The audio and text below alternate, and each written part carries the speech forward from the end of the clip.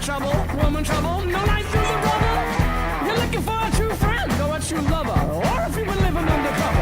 Well, I'm coming to your town to break it all down and help you with all of this. I'm looking to help you find bliss. One day, but one way, can't miss.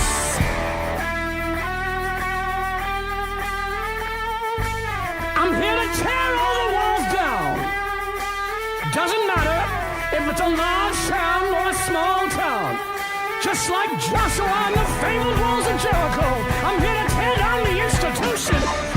But you must tell 7 friends. You must first bring 7 friends. And don't be selfish and keep this all to yourself, and don't eat shellfish. Hate is trying to take someone else's love for yourself. But I'm here to tell you that love is trying to help someone else. You need to see me right away so I can fix this, son. You need to see me right away. You need to see me right away so I can fix this, son. You need to see me right about now. And if you are suffering a strange sickness, or someone is blocking up all of your success, you need to see me right away so I can fix this. Sound sincerely yours in faith, love, and peace, your friend Archbishop Harold Holmes.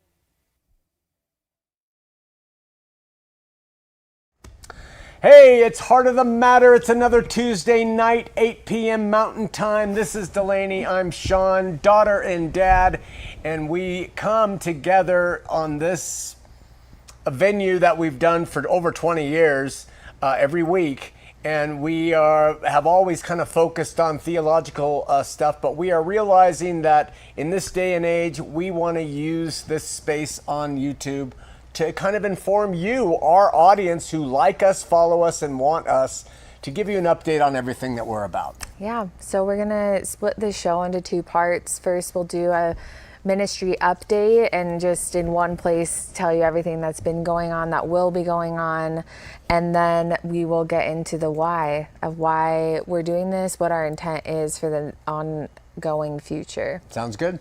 All right. Yeshuans has been evolving over like 5 years. Not that we knew that it was Yeshuans at the time, but all to say, this is the hub. Yeshuans is the hub of anything we do, and all the sort of tentacles all are hosted at Yeshuans. So it's a mobile app. Look up Yeshuans in the Google Play Store or the Apple Store. It's kind of a first pass, so we're working to improve it and add a lot more functionalities, but there you can get any courses, any books, any articles, and then forums with other people that are in it. It also now has the search function, and that is in constant improvement as well. But this is, you can access it without the app at search.yeshuans.faith, or just go to yeshuans.faith and you'll find everything. But the search function is AI summaries of questions that you have about Shawn's content. It fences off the content, so it just answers from his work or whatever work is on the Yeshuans app, and then which is mostly your work at this point. And then the perk of getting the app is that you can like chat with it and keep it going rather than just doing the single questions. Explain to the audience, because I need to hear it, the difference between the site and the app. Okay, Yeshuans.faith is the website that you go to learn about what Yeshuans is at all. It gives you an overview. It gives you the instructions on how to sign up for the app, which is, and we've used the analogy before of like, if you have the school UCLA and you go to the school UCLA, the website ucla.edu is just the where you learn about UCLA. It's not where you go to take the classes. You go to the physical school. So the app is the physical school. It contains Is all the content on the website on the app?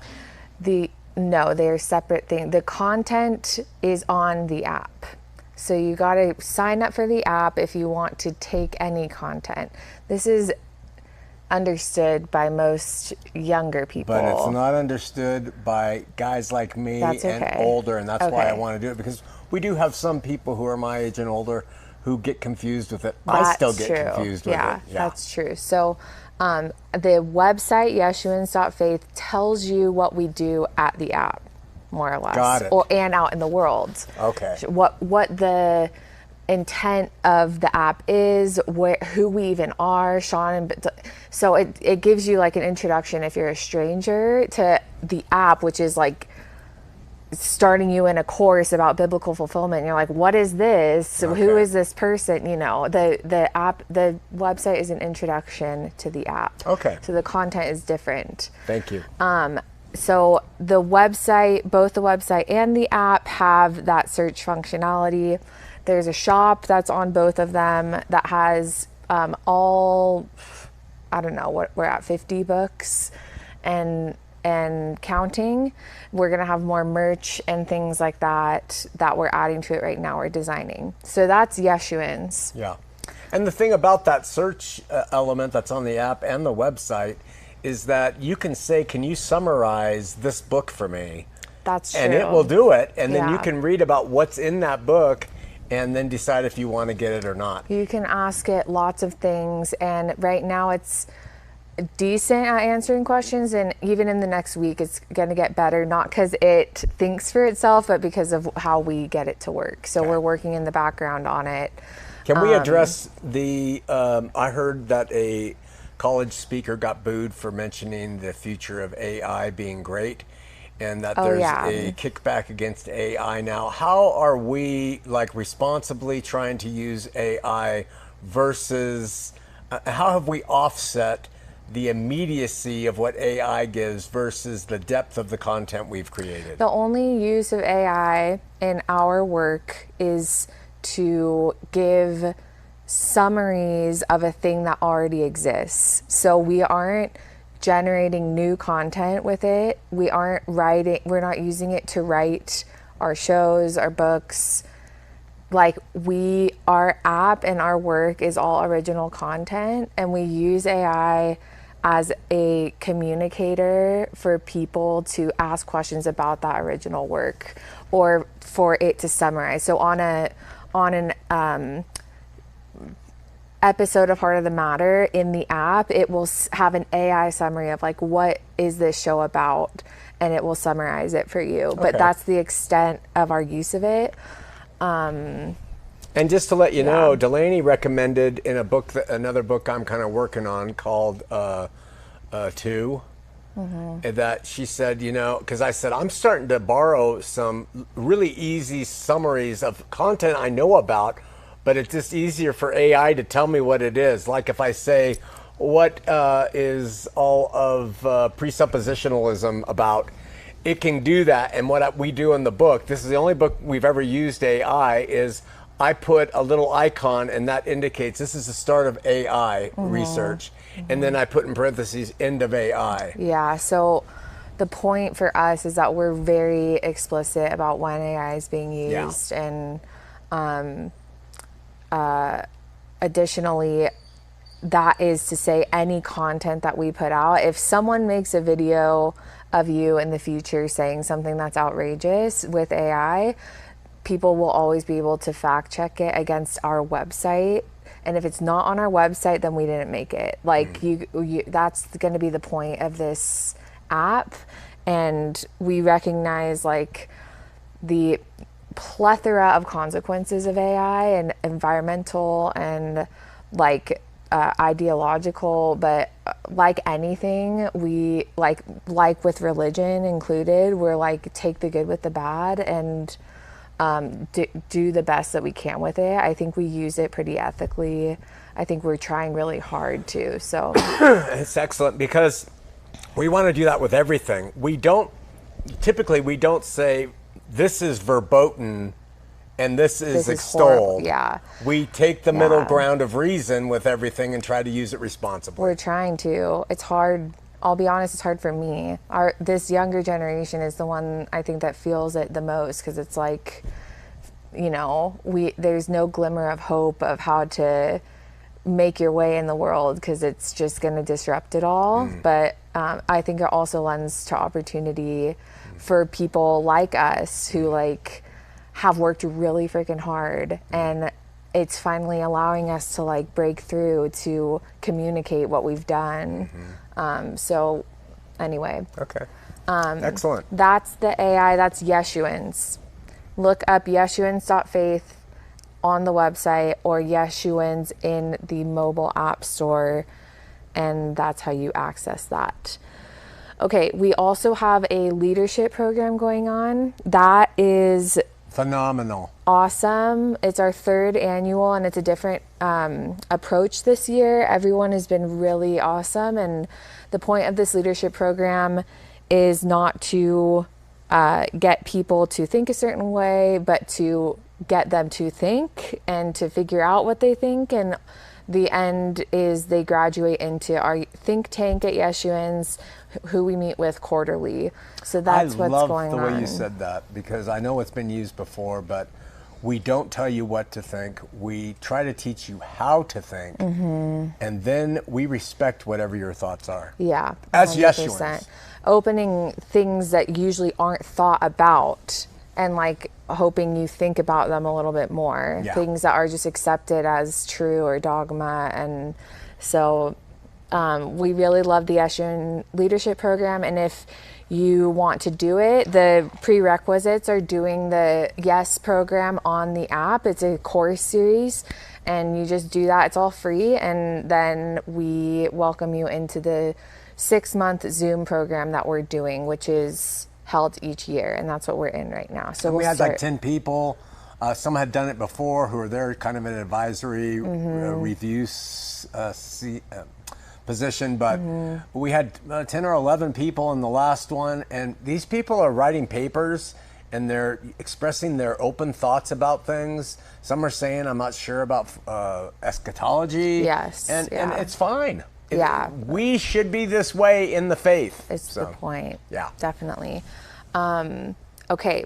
Then another thing that is currently existing that will come forth in the next couple months is Shawn the Baptist. It's starting to come forth in events, but that is your sort of outreach arm for, I think of it as for Yeshuans, but you think of it as separate. But it's for a united front. So Shawn the Baptist is coming as, you're coming to the worlds, you're wandering the worlds and hoping people come meet you out in desolate areas to unite. That's the point, is we address that division is at the most fundamental level of society right now, and if we're going to bear fruit in the world, it's to unite with people without giving them our doctrine or anything. So Shawn the Baptist is going to be baptizing into a united front, and a united front is just the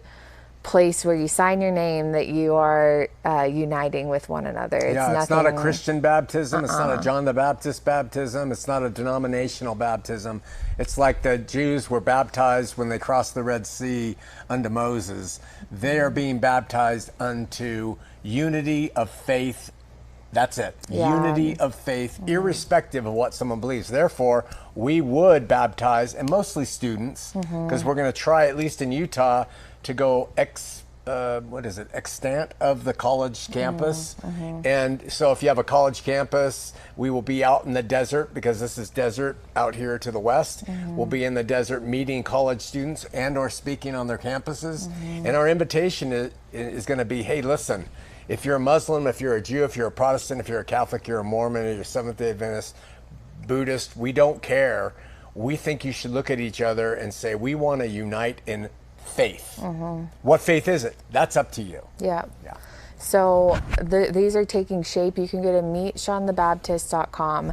All the socials are going to be Meet Shawn the Baptist as the name, and that is building up right now, and we're going to start posting things soon. and a united front is also taking shape. So keep an eye out for that. And when did we establish a united front? We established several like outreaches years ago, but we haven't done anything with them. We've talked about united front. We've mentioned it over the years because it's been like a concept that we want to unite with these people. We thought maybe it's conferences, and we've tried to do it like that, and it hasn't worked. And it just kind of came into being as we conceptualized Shawn the Baptist. It's like, oh, this is where a united front falls. Yeah. This is right. We see all of this kind of as a dynamic snowball rolling forward, and as it gains momentum downhill and gathers more, it gets bigger, but it's all part of the same core snowflake that started it. Yes, 100%. So, and we have a couple people, specifically our friend Jeff, that's going to help us with the messaging of a united front, because he believes differently, but it's a perfect relationship because he unites with us in spirit, and so we'll be able to craft that really nicely with him. Great how people of different types and walks have come together. They have accepted our differences, we've accepted theirs, and we're able to kind of push forward as a group of people that say faith's important to us. Yes. You know. Yeah, definitely. Okay, so ongoing content now. In those things that we just announced are you teach on Sundays, you teach twice. You teach verse by verse through Matthew right now from the Yeshuan perspective. Right. You teach Sunday schools, which are more like topical series, which we will put even into courses later. Yeah, they're serving as more course-like. So we hope you show up and understand that it's serial like that, like it's building a case each week. We have Heart of the Matter, which you're watching now. And that is sort of changing too. Like we just said when we announced it, Delaney and I want to use this, since we don't look at our Heart of the Matter views as, are we going to get a huge audience and more likes and views in order to monetize this. This is our in-house meeting to make announcements. We don't do them in verse by verse. We don't do them on anything else. Yeah. And then we'll talk generally about religion when subjects come up. Yes, definitely. We have I Don't Get the Bible, which we do once a week now. That is on the Yeshuans channel. We have Firesides, which are the sort of the call-in show time for you to ask questions. And then we have events like the Ratio Christi events going on. And we have one coming up this Sunday, May 31st, 2 p.m. And tune in, because we did a show last week on reviewing. How come we're not really getting understood? We'll talk about that. We'll talk about that. And but we have another Ratio Christi group, a new one. Who is Ratio Christi? They are a collegiate group where these kids fancy themselves sort of as a Christian apologists, and they come in and they dialogue with us Yeshuans. We've had some issues, but we'll talk about those. All right, so those are ongoing. Coming soon, we get asked a lot about the TVAR project, and that exists. It's always ongoing. We have a lot that has been released and a lot that hasn't. He's written Revelation, he's written John, and then you've done some of the Gospels that have not been released yet. So what we're gonna do is get this onto the app in like hopefully like almost like a Bible app function, so you can read the Bible and tap and engage with the TVAR that way. Also, you can download it the way we usually do. So that's coming soon. A better search engine, like I said, that's going to improve a lot in the near future, hopefully, God willing. More books we're going to do. We're specifically together working on a book called Toward a Better Trinity. That's going to be a really important book for Yeshuans and for Christians to understand how we do embrace forms of the Trinity. Yes. But that we clearly distinguish between what creedal Trinitarianism is and says and demands. Yes. And then Delaney, we didn't even talk about what you're working on. And maybe we should. You should mention I can that. do that. Mm-hmm. Yeah, because Delaney is separately from her own body of work, working on some really exciting stuff relative even to how the Trinity really affects the way we think. Do you want to speak about that now? Sure. It's not just the Trinity. Maybe not reveal the name because I want to get that, make sure that we own it. Oh, well, the name's good, I think. But I want to start building just a body of work that, and I think I'm working on it through essays and video essays, and then maybe some other things as well. I'm really actually inclined to make some art, which is weird. I've never felt that way before. So that's awesome. It will be a collection, but I'm most importantly essays and video essays about the economics of the Yeshuan approach, because that's kind of how I see this. I studied architecture, I think, in terms of like material and value and time.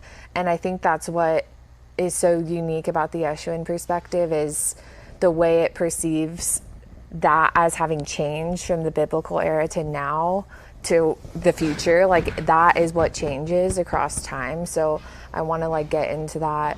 I'm so excited about the concept.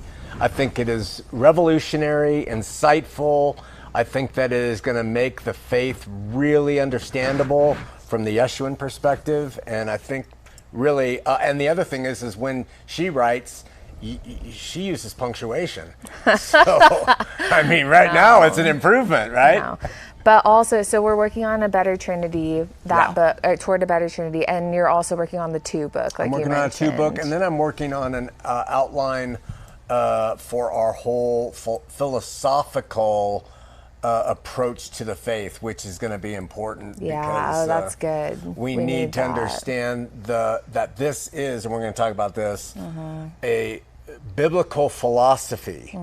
That's what's really important to understand. It's a philosophical approach. It is not a religion. Yeshuans, really, we represent a philosophical approach to both understanding and reading the Bible and how to live. Yeah, and we're going to talk about that today. Yeah. After these sort of logistical updates, we're going to talk about kind of just what we're doing, getting everyone on the same page. Okay. There's a lot more coming soon, but it's not worth saying. Like I mentioned, we have some merch as well. But the most important thing, I think, to describe is our long-term goal. Do you want to break the ice with that one? Yeah, we've talked about it a few times, but bottom line, our family, the Shawn and Mary McCraney family, with Mallory and Nicholas, Laser and Samson, Cassidy and Matt and Mary Bird, Larry and Delaney and Ava, and whoever else comes into the family, we hope to take all of this stuff, and because we believe education is the new religion because of fulfillment, we want to start literally a brick and mortar school. The concept that we're working with, we're not sure this will be the final thing, but I have this idea, and that is between high school and college, there is a gap. And the high school is really meaningless, doing whatever it means. College is even that at this point. And and then you go from the high school where mom and dad are making sure you're not getting drunk on the weekends too much and all that stuff.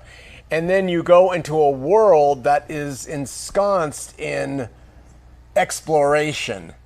And that we see that gap as really being significant in the lives of children. So what we want to do, instead of feeding the machine to pump kids into careers that they don't even know that they want, and have them get out of college in debt and in a job that they probably don't like, and to make a whole bunch of mistakes in their life at this really key time, we think that there should be an intercessor school. And it should be like this new thing to the world's, or at least the U.S. education, that when a kid leaves high school, the parents enroll them in a 2-year school, and that school will function to help prepare them for real life living, philosophy, art, choice making, all of that. Yeah, Europeans often take a gap year. Mormons do the mission at that time. Yeah. Like, everyone knows that that's such a formative time, and ours isn't. Again, it's like the leadership program. It's not going to be, we will teach what we believe, but it's not going to be just about that. It's going to be helping a kid learn how to think and hopefully prepare them to become both a plumber or a CEO or an artist. Like, whatever. So it just makes the most sense. Our whole family is so oriented towards youth and schools for some reason, both of those things. So, and art and cinema and literature and all of that. And we think that exposing kids to some of the better stuff instead of just CGI driven action movies, and to get them, to start to see another way to live, that when they do go to college, we hope that this will be somehow a college would see that as a real good thing. They went to this it's like a preparatory. Academy, it's serious. It's like we hope it becomes a real value to the world, not just a utopian sort of concept. So, and we want it to be a destination point for people around the world to say, I want my kid to go there. They are not ready to go into college, and to know the values and the principles and the philosophy that we stand for before they day one enter, and know that we allow people to be who they are. 100%. Yeah. Okay, so that's the idea of the school. We'll probably talk a little bit more about it in the second half of the show. But to cap off that section, if you want to get involved in any way, the ways we ask are at the base level is to consider and pray for this work. That's the most important. If you want to consider the work more, we ask you to sign up for the app. It's free. We don't hound you when we take your email. It's none of that kind of stuff. It's just for you to engage with the work. The next level is doing the leadership program if you'd like, and joining the think tank. And finally, we have a patron program, and that we call it that because it's supporting the spirit of the work, not a specific project. And you can see more about that at Yeshuans.faith. You'll see the patron program on there. And as with everything that's important to me, at least, the patron program is for those who can financially support themselves, maybe have a little discretionary income, are not on a limited fixed income that they can't barely make it. This is not a tithe. This is not a offering. This is not God saying you should do it. It's like supporting anything you want to get behind. That's basically what, and if you're in the position to do it. Yes. Yeah. And only if you're in the position to do it. So why all of this? Why all of that and the future? Let me ask you, why? There's so many reasons. There's personal, this is just so what I care about doing. What I think that's why you do this too. At the base level, this is what we care about, and we've given up everything to focus on this. So it's more about, like, why do we care about it, I guess. Okay. Why do you care about this? The bottom line for me, personally, I don't know if this is you, but for me, I believe that life should be lived in liberty. Mm-hmm. And that everybody should have the freedom to think, be, believe, act as they want, so long as they are not harming someone else, of course. Yeah. And as long as they feel that they are free in the thing that they're doing. Mm-hmm. And so when I have personally found things that put us in bondage, because I was always in bondage to people trying to impose certain things on me that I didn't want to be in bondage to. I felt the need to go after and try to find and seek what would bring the most liberty. That's my personal objective. And I think what makes us a good pair is that I really understand that. And now, having studied, and I like face that same like deeper care, but I don't think it started that way. Like, I wasn't born wanting liberty. Maybe I was, like, I don't know. I think I'm more of a control person, you know? So, but like logically, I know we're kind of butting up against logic and using that, but logically it actually makes sense to me. Like, there's no way for the world, for all people to work unless there is liberty. Like, it's not possible, like, rationally. So this is at the core of like a functional philosophy as well, that can be like argued, not just argued by like, this is what I care about, which isn't what you're doing, obviously. But no, but it does stem almost ironically from a subjective view from me, because that is what we promote. Yeah, and that's why I think it comes through when you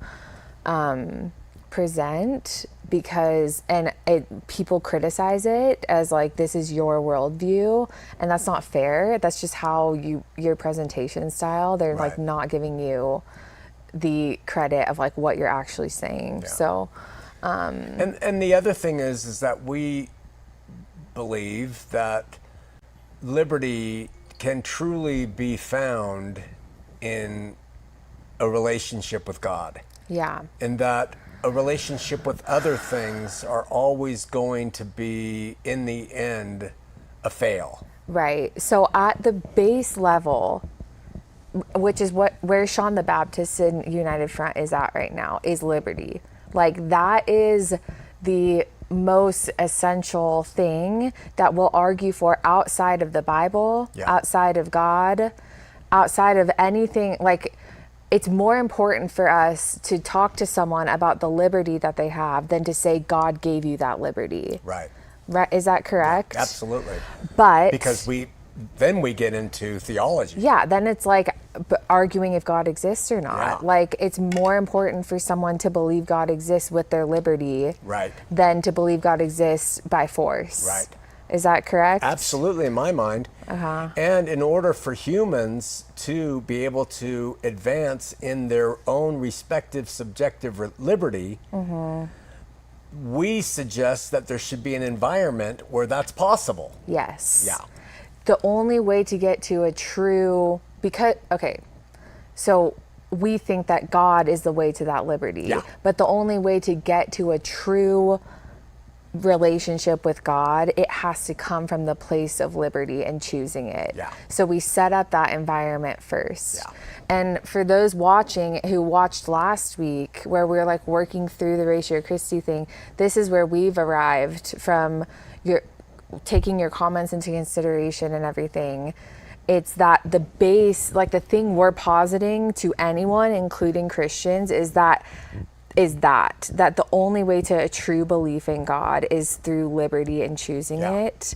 And it's fake if it's coerced through the fear of religious like doctrine. Dogma, doctrine, demands.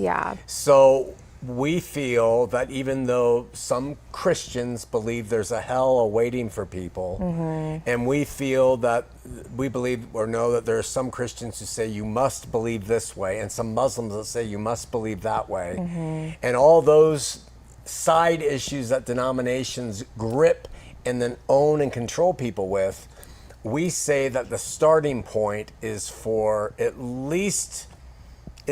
to at least say you have the right as a human to believe what you want, and I will love and respect you and not threaten you with my perspective on what is real. Right. And like that if we believe, if there is something that is as close to objectively true as possible, I think it's that. Like if we stand on something, like someone can not live by liberty, that's fine. Sure. But like it is true that we're condemned to be free. The fact that we exist and have to choose something and is true. And we believe that God authored that. Right. Like God allows people to not believe in him. Like that's a fact. As evidenced by the whole human history of the world. At least in this life. Yeah. What we know is this life. We know God allows people to do whatever the hell they want. That's right. Like he might step in and do things, but we don't know what those things are that he's doing and what he's not doing. And every camp will claim he's doing it for them. Yes, 100%. So, so that starts a discussion coming from that place, which you did naturally. Like you naturally came from that lens and then pursued the Bible so hard outside of tradition. You came to this really unique perspective that like doesn't disagree with the things that they talk about, with the idea that there is salvation and Christ and all these things. I personally fully support that. Yes, like all of them, right and wrong, good and bad, like light and dark, all these things exist, but the way that they are used as counterfeits and manipulated by religion is what these Christian apologists perpetuate. And so you're coming at them at that level of like, you're way off. But deeper down is the like first level of liberty. And the difference, as you know, between freedom and liberty is freedom. We all have freedom. I can think whatever I want to think and nobody can stop me. And I can actually do what I want to do within the confines of the space I've been given. So I can kill my neighbor if I want. I have the freedom. But I am going to be truncated in my actions by laws and by other people if my freedom transfers over to their liberty, right? Okay. But liberty is to be able to think and act and believe without repercussion. Repercussion. Oh, I didn't know that you distinguish it like that. Is it your distinguish? No, it's the real the real distinction between the two. Okay. Yeah. So liberty in the faith. I am not talking about licentiousness to go kill somebody and anarchy in the secular sense. I'm talking because that infringes on another person's liberty. Right. Like that's not global liberty. Right. Yeah. Liberty has to be something that everybody participates in. Yeah. And in the religious sense, we suggest that God gives us the liberty to worship Allah, Buddha, Christ, whatever. He allows that. He gives the freedom. You don't think that's freedom? So No, he gives the liberty to do that. Okay. He gives us the right to do that. Without repercussion from him. Okay.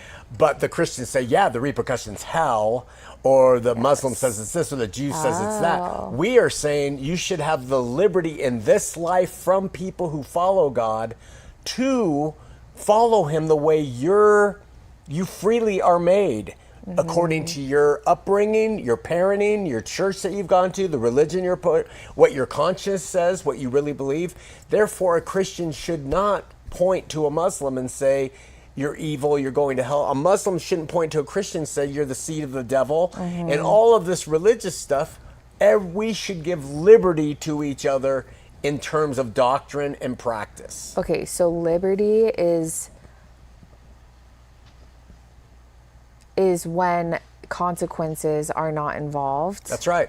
So I don't fully know if I understand that definition, but can I ask you? Yeah. Like why, when you argue for that liberty, the first impression is like, that's allowing and condoning horrible things to happen. Like how are we okay with that being the most essential level of what we're fighting for? If someone, wants to have a genocide of all Muslims, Because or all Christians, but make it the worst one for them. Whichever one you want. Yeah. The first response from me is God allows it. Okay. He allows us in our free will and our dominion over this world to polarize ourselves into camps where we think we can kill other people. Right. And how is it that that is without consequence? You mean in the eternal realm? I mean in the realm of your beliefs are yours and you alone are responsible for those. Okay, so liberty is in the realm of beliefs. Yeah. It's not like physical. Oh, liberty. no, not no. Yeah, we have laws for this world. Okay. I'm all for those. Could that be the distinguish? Is that like freedom is a material thing and liberty is like a spiritual thing? I think so. Something like that, where like freedom is, freedom of religion in a country, meaning you won't get arrested if you, like freedom is a material argument. And that's where we get into like a Christian nationalist is arguing for freedom. They're not arguing for liberty. We're arguing at like everyone should be allowed to believe without you coercing them. Including believe that Christians should be put to death by Muslims. Right. Because that's a belief that they have. Is it right? They should be allowed to believe that. They should be allowed to believe it and think it, even teach it. But when they practice it, they infringe upon the liberties of others. Okay. And we do not support that. Is it going to, can I keep asking about this, or is it going too far? Let's spend time. Maybe this is the show. Yeah, because this is where we've arrived since the last episode. We've really talked through it as like, what are we willing to like put ourselves on the line for in terms of like as close to objective as possible, like below the Bible, below our support for the position. What's the position? It's this. And so like, sorry, we have a distraction in the studio. The liberty for someone to believe that Christians should all die. Yeah. You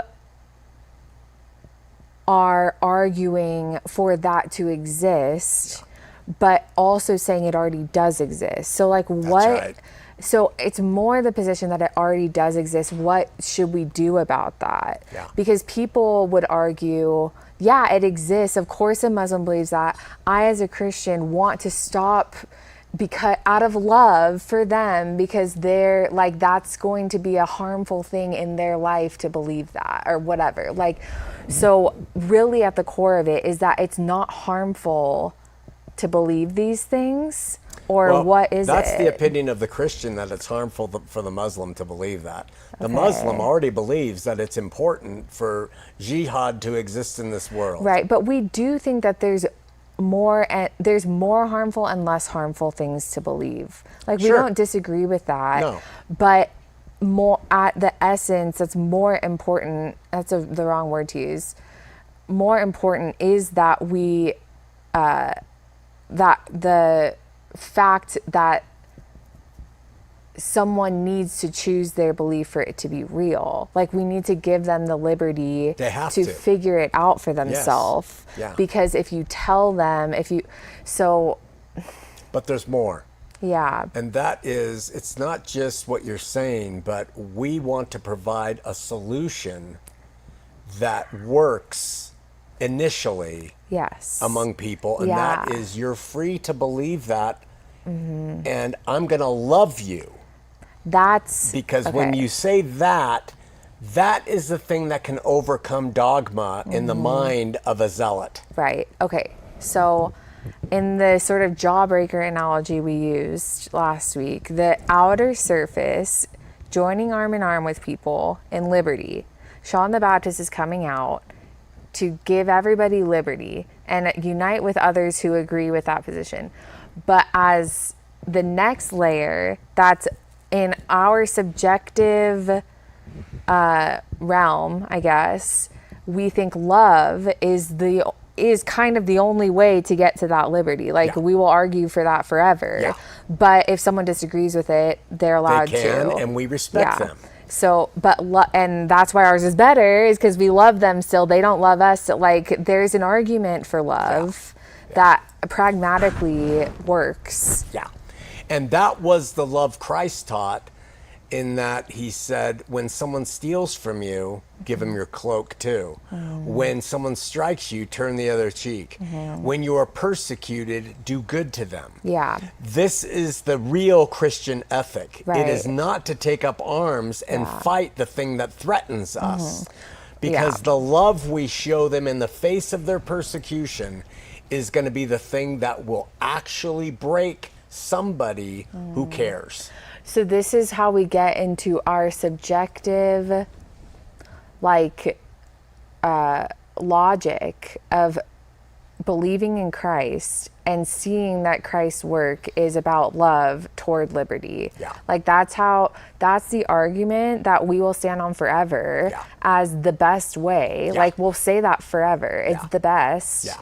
There's no question. Yeah. But, like, if you don't believe in the best, that's your call. Like, whatever, you'll be loved by us. But that said, we aren't going out as Shawn the Baptist to tell the Muslims that we have the best and it's through Christ. No, but so that's the outer layer. Like, the apologetic approach is what's different about a Yeshuan. Like, they have to choose it. And that's not to say we won't say what we believe. If someone at a Shawn the Baptist event asks what you believe, will you say it?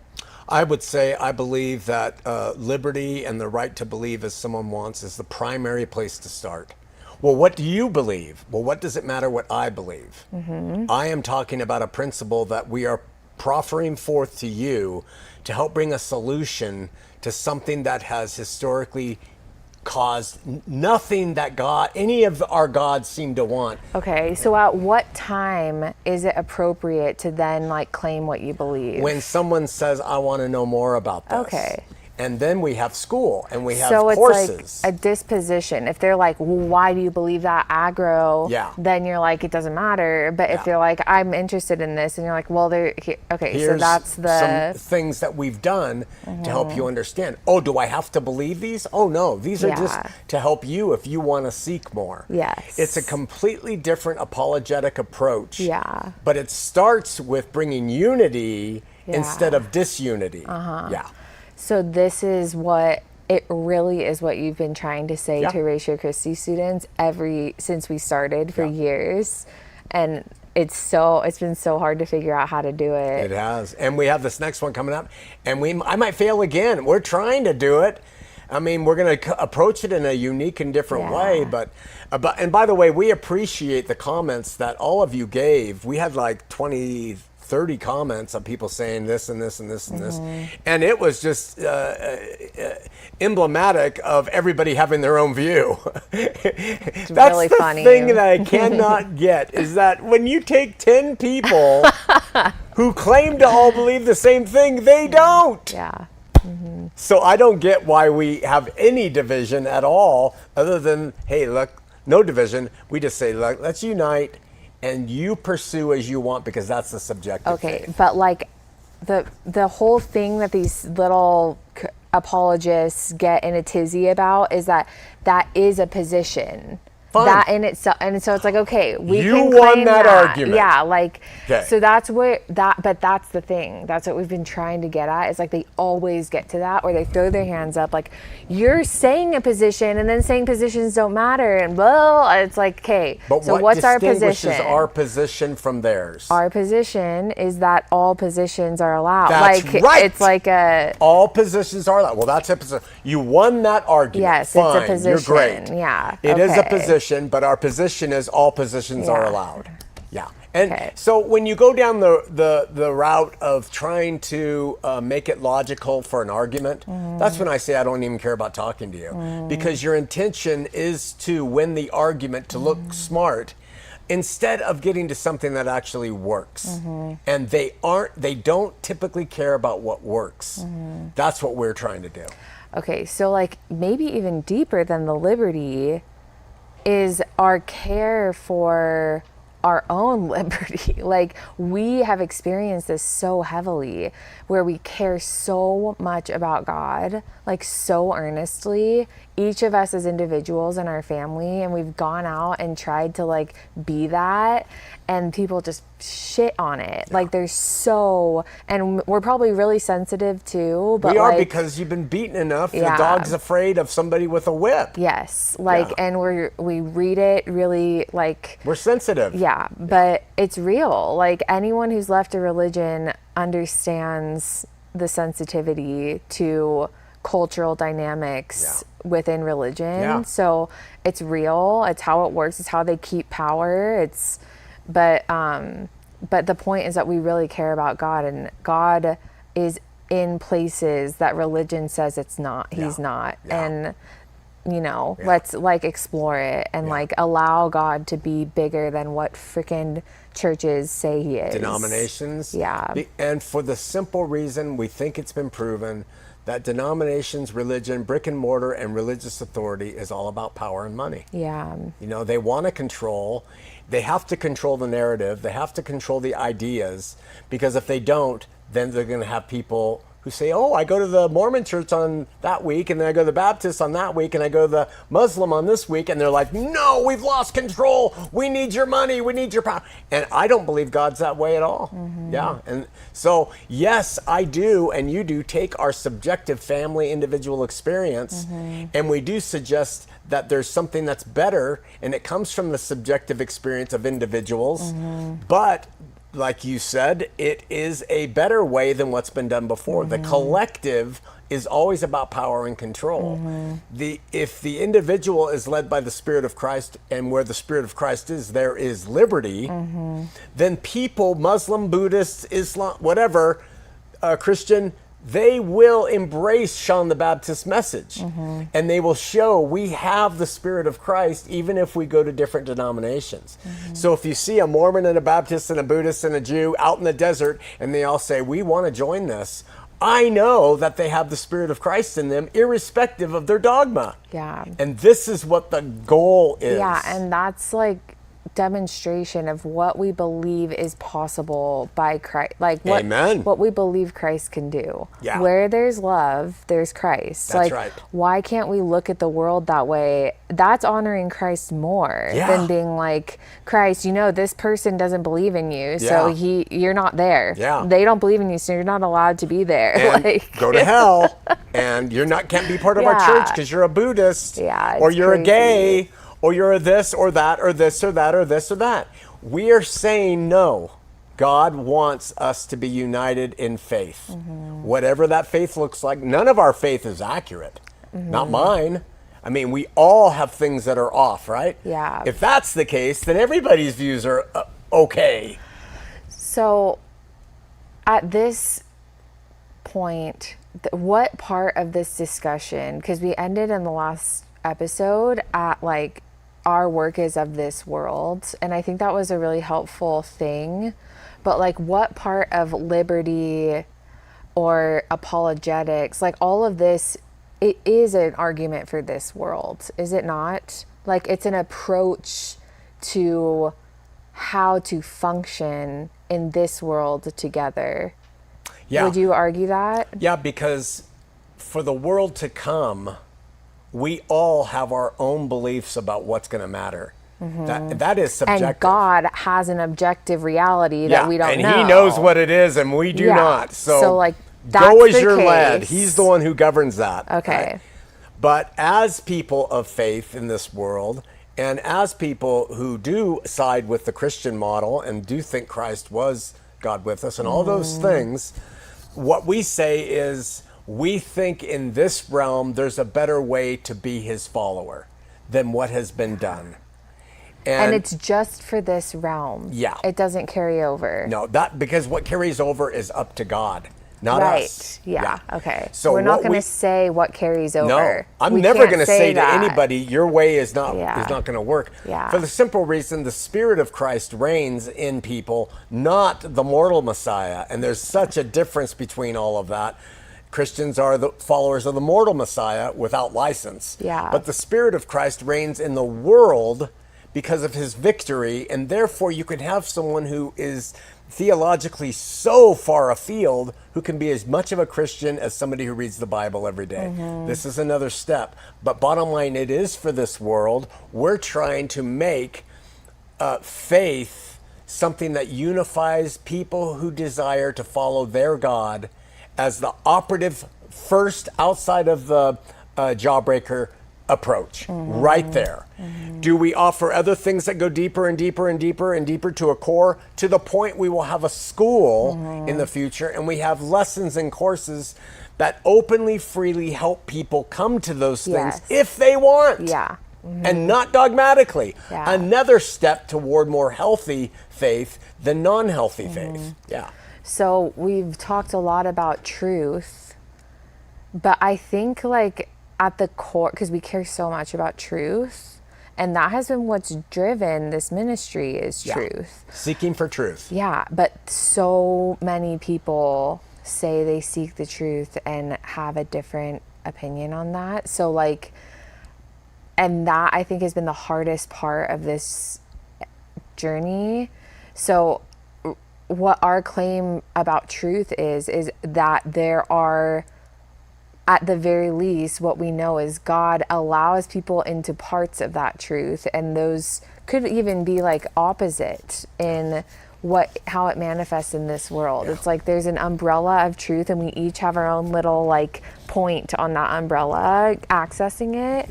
That's the view of like what God's doing with us. Is that right? Yeah, and I would suggest, borrowing from the old story, is that if we have different truth-based denominations, Jew, Muslim, Hindu, Christian, and they all blindly go in to find the truth, and they're all standing around the elephant of truth. One is grabbing the horn, they have horns. One is grabbing the trunk, one is grabbing the ear, one is grabbing the tail, and they all have a different approach to Christ. Christ is the elephant. Describe it differently. Christ is the elephant. Christ is the elephant, and we suggest this from our position. We suggest Christ is the elephant. We suggest Christ is the elephant, and we can back that up theologically and philosophically how he is the elephant, and we can also back up that it's not the material elephant that everyone's holding on to anymore. It's an invisible element. It's the spirit of Christ that they're holding. I see. So therefore, the spirit of the same animal abides in people who have it. And that's what we're trying to get people to see, is that a Hindu who loves in the way he or she does, and seeks for liberty and is kind to everybody, the fruit of the Spirit, we don't ever say you've got the wrong God and you're going to hell. That is so stupid. Christ has had the victory in the hearts of all people. He's reconciled us to the Father. 2 Corinthians 5:18-19. Done. But that love thing is what so let's get to this really fast, because we probably have like a minute left. Love is, we said it is subjective to a degree, that this is our position. And we're accountable for it. And it's biblical. And so that's where this like confusion from Ratio Christi comes in, is like, how can you claim, like, why would you assert a biblical thing onto someone that doesn't believe in the Bible, and you allow them to not believe in the Bible, We're not going to assert the love quotient, because you've shown me how to do that. It then codifies people into camps. Right. And we have to leave the way they express their love up to them and God. And we cannot mandate. We teach what the love looks like, but that's the people who want to know the process. And we believe that love is what carries to the next realm. We do. We believe, That's this thing where like we have a belief of what will carry to the next realm, and that's why we talk about it, that's what carries, and we want what is eternal, but we don't know what carries, and so that's why we can't assert it on somebody else. But we can teach them. Yes, and again, the teaching is like secondary to the outreach. The outreach is based in what we think is God's heart for man. He sent his son for human beings. We don't say that as Shawn the Baptist, but he did what was necessary, and we stand on faith as the primary thing, whatever form it's coming in, and you're responsible. How that faith looks in your life, you're responsible. We don't dictate it.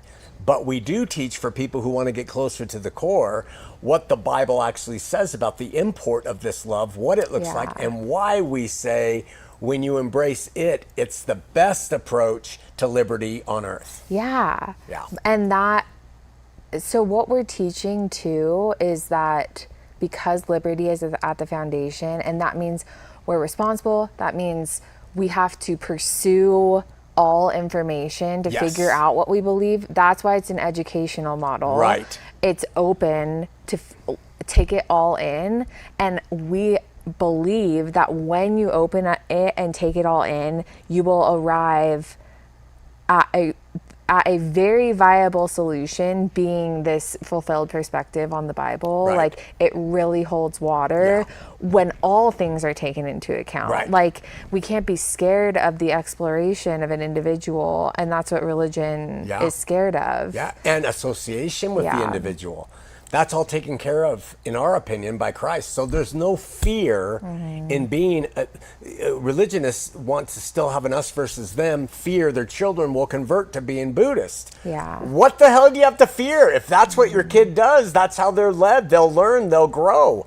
Because God it's a position of faith that we promote in God to handle things, not us through religion. Yes. Yeah. And it's very hard for people to understand, accept. But I do think it is introducing into people's minds a better way. I think this conversation has helped shape it. Yeah. We're getting closer to being able to describe it. I agree. I would just also add for the audience, now if you want to get to the philosophical basis for it, watch last Sunday's Sunday Schooled and watch this Sunday's Sunday Schooled, because then we're able to bring forth why we are able to think this way philosophically in the world today. Yeah. Yeah. It's awesome. Yeah. All right. All right. Thanks for listening. We'll see you all next week. Bye, guys.